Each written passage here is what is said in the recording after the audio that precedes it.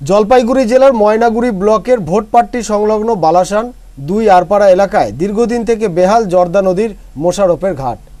বাঁশের সাঁকোর একমাত্র ভরসা 500 থেকে 600 পরিবারের। প্রত্যেক বছর বর্ষার সময় ভারী বৃষ্টি হলেই বাঁশের সাঁকোটি ভেসে যায়। সমস্যায় পড়তে হয় এলাকার মানুষদের। দীর্ঘদিন ধরে এলাকাবাসীরা গ্রাম পঞ্চায়েতের প্রধানকে লিখিত আকারে জানিয়েও কোনো লাভ হয়নি।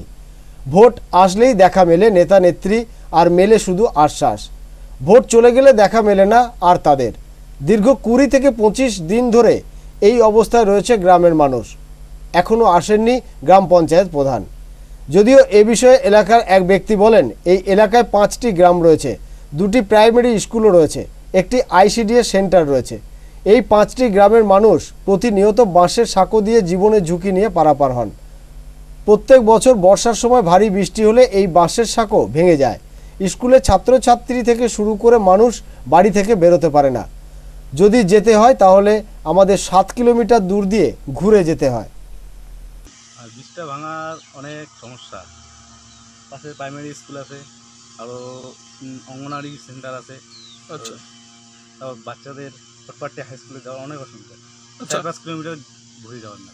আচ্ছা আচ্ছা মূলত এই ব্রিজ দিয়ে কি আপনারা প্রতিনিয়ত যাতায়াত করেন? হ্যাঁ, এই ব্রিজে আমাদের মূল রাস্তা, যাতায়াতের প্রধান ইয়া। আচ্ছা আচ্ছা। তো দেখা যাচ্ছে যে ব্রিজটা ভেঙে রয়েছে, কতদিন থেকে ভেঙে রয়েছে? এটা ব্রিজ তো প্রায় 20-25 দিন থেকে ভাঙা আছে। আচ্ছা, 20-25 দিন। তো এই বর্ষা হলেই কি আপনাদের এই ব্রিজ ভেঙে চলে যাবে?